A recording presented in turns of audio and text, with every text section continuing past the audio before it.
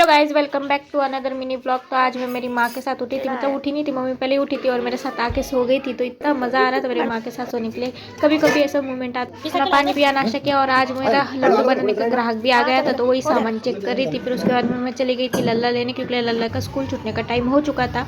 लल्ला को स्कूल से लेके आई है। देखो नाटक हो रहा था। ये मेरे भाई के बड़े जूते पहन के चल रहा था। इसकी हाइट इतनी इतनी से जूते देखो कितने बड़े पहन के घूम रहा था। और ये मेरे बचपन के खिलौने छोटे छोटे जो भांडे भांडे खेलते थे, आप समझ सकते हो मैं क्या बोल रही, जो खेलते होंगे उनको पता होगा। तो ये सब बर्तन मैंने चुरा के जमा किए थे, तो कोई मुझे जज मत करना। उसके बाद में मैंने खाना खाया।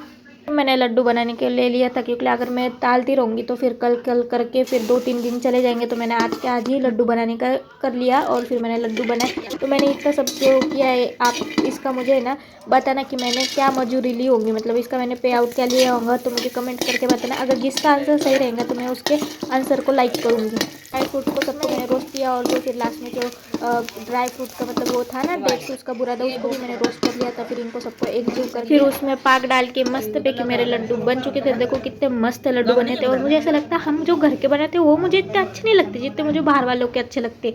मैं लल्ला चले गए थे बाहर थोड़ा घूमने। मैं लड्डू बनाने की इतनी थक गई तो मैं बाहर घूमने चली गई। उतने में लड्डू लेने वाले अंकल आ गए थे, तो उनको मैंने लड्डू पैक करके दे दिए थे उनके डब्बे में।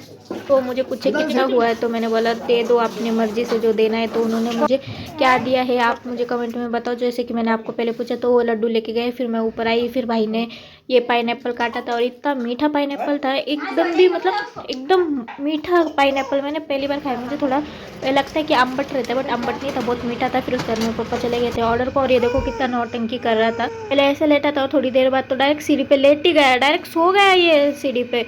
फिर उसके बाद में फिर एक अंकल आए जिनको राशन के चावल चाहिए थे, और हम राशन के चावल बेचते हैं, तो उनको हमने राशन के चावल बेच दिए। उनको अच्छे लगे तो उन्होंने ले लिए। तो ये कुछ 25 किलो राशन के चावल लेकर चले गए थे हमारे से।